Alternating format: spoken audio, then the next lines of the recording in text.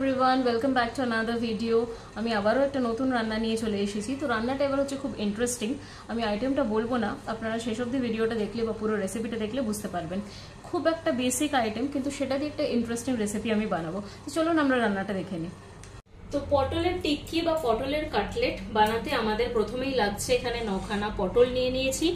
এটাকে পিল করে নিয়েছি। বড় সাইজের একটা পেঁয়াজ, একটা মিডিয়াম সাইজের ক্যাপসিকাম, 8 থেকে 9 কোয়া রসুন, এখানে 3টে কাঁচা লঙ্কা আর 3 ইঞ্চ মতন আদা, আর অবশ্যই লাগছে বেসন। তো এই পটলের টিক্কি বা পটলের কাটলেটটা ভীষণ ইন্টারেস্টিং। ফার্স্টে আমরা কি করব, এখানে তো আমি ছাড়িয়েই নিয়েছি পটলগুলোকে। এবার কেটে নিয়ে আমি যে পটলের মধ্যে যে বীজগুলো থাকে বা সিডসগুলো থাকে সেগুলোকে প্রথমে বার করে নেব। তো একটা আমি আপনাদের দেখিয়ে দিচ্ছি।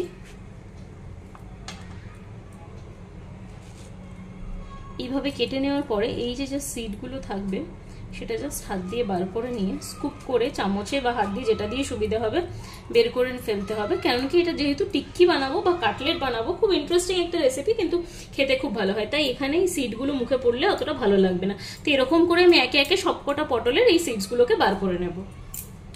তো দেখুন আমি সব পটলগুলো থেকে দানাগুলো বা সিডসগুলো বার করে নিয়েছি।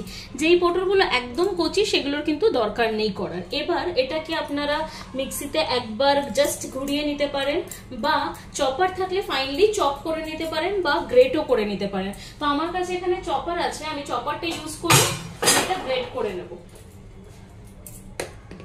তো আমি এখানেই চপারটাকে সেট করে নিচ্ছি। এবার এটাতে একে একে সবগুলো একসাথে দেবো না, প্রথমে একটু রসুন দিয়ে দিচ্ছি, একদম ফাইনলি চপ করে নেব। রসুনের সাথে আমি কাঁচা লঙ্কাগুলোও দিয়ে দিচ্ছি। আমি আদাটা দিয়ে দিলাম। আর এবার আমি পটলটা, সব পটলগুলো একসাথে দেবো না, ছোট ছোট পটলগুলো দিয়ে দিচ্ছি। আপনাদের কাছে গ্রেটার থাকলে গ্রেটার ইউজ করবেন, নাহলে গ্রাইন্ডারে একবার ঘুরিয়ে নিতে পারেন, বা এই চপারটা থাকলে তো ফাইনালি চপ করে নিতেই পারেন, যেটা আপনাদের সুবিধে। এটা আর কিছুই না, এখানে জাস্ট প্লেস করে দিতে হবে এটাকে, তারপরে এভাবে গ্রেট করে নিতে হবে, একদম ছোট ছোট টুকরো হয়ে যাবে। তো চলুন আমি এটা পুরোটা গ্রেট করে নিই, তারপর আবার আপনাদের দেখাচ্ছি। তো দেখুন চপ করার পর এরকম মিহিভাবে এটা বা ফাইনালি এটা চপ হয়ে যাচ্ছে। যতটা রিকোয়ারমেন্ট ততটা করে নেবেন, আমি আরো 1-2 বার করব। এটা হয়ে গেলে এটাকে সরিয়ে রেখে বাকি যে ইনগ্রেডিয়েন্টস গুলো আছে সেগুলোকে আবার করব। তো এভাবে আমি চপ করবো, এটা খুব ফাইনলি চপ হতে হবে। তো দেখুন পুরোটা ফাইনলি চপ করে নেওয়ার পরে আমি একটা মিক্সিং বোলে এটাকে নিয়ে নিয়েছি, একদম ফাইনলি আমি চপ করে নিয়েছি। এবার এতে আমি একে একে সবকিছু অ্যাড করব। যেহেতু এটা আমার টিক্কি হবে, তো বাইন্ডিং এর জন্য একটা এজেন্ট তো অবশ্যই দরকার। তো এখানে আমি বড় চামচের 4 চামচ মতন বেসন নিয়ে রেখেছি। পুরোটা দেবো না, যতটা লাগবে ততটাই দেবো, প্রথমে অল্প অল্প করে দেবো। প্রথমে আমি 2 চামচ মতন দিয়ে দিলাম বড় চামচে। এবার আমি এতে দেবো অল্প একটু নুন, স্বাদ মতো আমি এখানে নুনটা দিয়ে দিলাম। এবার এখানে আমি সামান্য একটু সাদা তেল দিয়ে দেবো, একদম অল্প।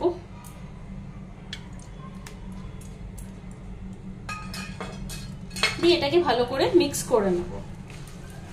এটা যেহেতু সবজি আছে, জল দেওয়ার কোনো দরকারই নেই, এটা থেকে অটোমেটিক্যালি জল বেরোবে। তো এটা মিক্স করে নেওয়ার পরে আমি বুঝতে পারবো যে আমার আর কতটা বেসন লাগতে পারে, সেই অনুযায়ী আমি বেসনটা দেবো। এখানে আমি এটা ভালো করে মিক্স করে নিয়েছি। তো আর মনে হচ্ছে আরো একটু বেসন আমার এটাতে লাগবে, আরো 1 চামচ কি 2 চামচ মতন। তো সেটা আমি এবার অ্যাড করে দেবো।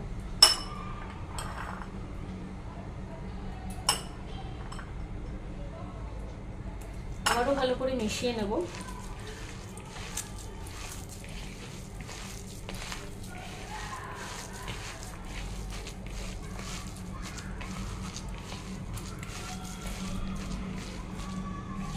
দেখুন এটা ভালো মতো আমি মিক্স করে নিয়েছি।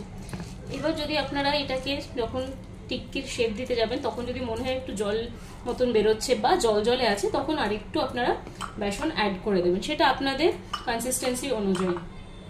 যদি মনে হয় যে একটু জল জলে আছে সেক্ষেত্রে অ্যাড করবেন। আমার একটু মনে হচ্ছে, তাই জন্য আমি এটা দিয়ে দিলাম। এবার এটাকে একে একে টিক্কির শেপে বা যেরকম শেপ দেবেন সেই শেপে আমি গড়ে নেব। তো এটা আমার ভালো মতো মিক্স করা হয়ে গেছে। আমি জাস্ট অল্প একটু চিলি ফ্লেক্স অ্যাড করে দিয়েছি। এবার আমি একটু অরিগ্যানো অ্যাড করে দেবো।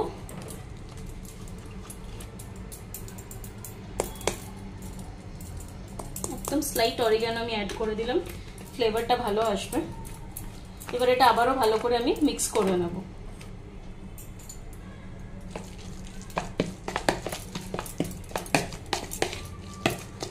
এবার আর কিছুই না, টিক্কির শেপে আমি জাস্ট এগুলোকে তাওয়াতে স্প্রেড করে দেবো, বা ছোট্ট ছোট্ট প্যানকেক যেটা হয় মিনি প্যানকেকের শেপেও আমি এটাকে করতে পারি। তার জন্য আমি প্রথমেই তাওয়াটাকে একটু গরম করে নেব। আমি এখানে ফ্ল্যাট তাওয়া, রুটি করার বা যে কোনো ধোসা করার তাওয়া নিলে খুব বেশি ভালো হয়, সেই তাওয়াটা আমি গরম করতে দিয়ে দিয়েছি। আর সাথে আমি এখানে যে ব্রাশটা আছে সেটাতে অল্প একটু ঘি নিয়ে নিয়েছি, বা সেটাকেই আমি পুরো তাওয়াতে ব্রাশ করে দিচ্ছি বা স্প্রেড করে দিচ্ছি। আপনারা বাটার দিয়ে করতে পারেন, অলিভ অয়েলে করতে পারেন, হোয়াইট অয়েলে করতে পারেন, সর্ষের তেলেও করতে পারেন, এটা আপনাদের চয়েস। তো আমি এখানে অল্প একটু ঘি দিয়ে দিলাম। এবার এটা ভালো মতো গরম হয়ে গেলে আমি ওই ছোট ছোট মিনি প্যানকেক বা টিক্কি যেটাই বলুন সেটাকে স্প্রেড করে দেবো।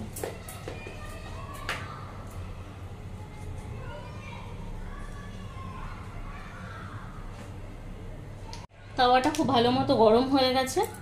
এবার আমি দিয়ে দিচ্ছি এই প্যানকেকগুলো বা টিক্কিগুলো,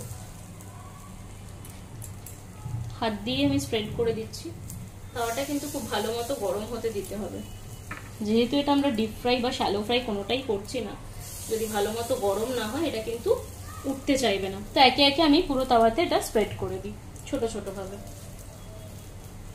তো একে একে আমি সবকটা স্প্রেড করে দিয়েছি যতটা হচ্ছে। এবার আমি এটাকে হালকা ভাবে একটু কভার করে দেবো। গ্যাসের ফ্লেমটা লো করাই থাকবে, যেহেতু আমি ডিপ ফ্রাই করছি না সেক্ষেত্রে সবজিগুলো একটু সেদ্ধ হয়ে যাবে।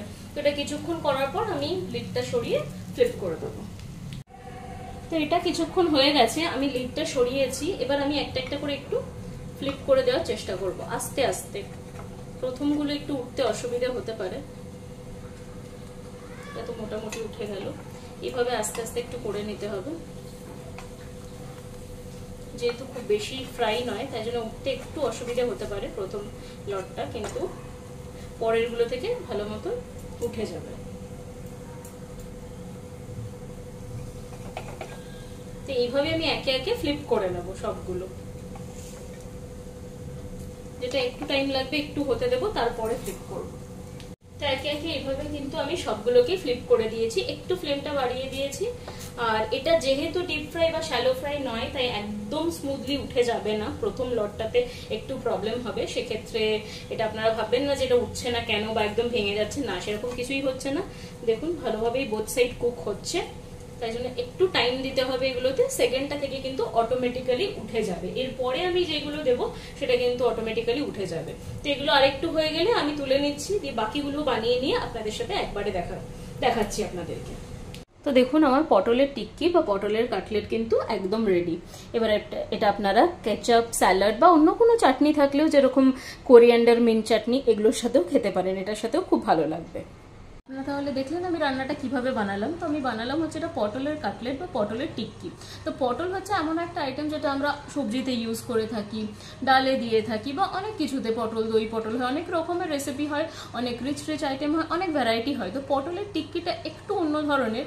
তো এটা হচ্ছে যে সমস্ত বাচ্চারা অনেক সময় এইসব সবজি খেতে চায় না, সেক্ষেত্রে যদি এইভাবে বানানো যায় এটা কিন্তু খুব ইন্টারেস্টিং আর খুব tasty and healthy as well. তো আপনারা অবশ্যই বাড়িতে ট্রাই করবেন আর আমাকে জানাবেন আপনাদের কেমন লাগলো। আমার চ্যানেলটাকে লাইক করবেন, শেয়ার করবেন, সাবস্ক্রাইব করবেন, ফ্রেন্ডস আর রিলেটিভসের মধ্যে অনেক বেশি শেয়ার করে দেবেন। সবাই খুব ভালো থাকবেন, সুস্থ থাকবেন, বাই বাই।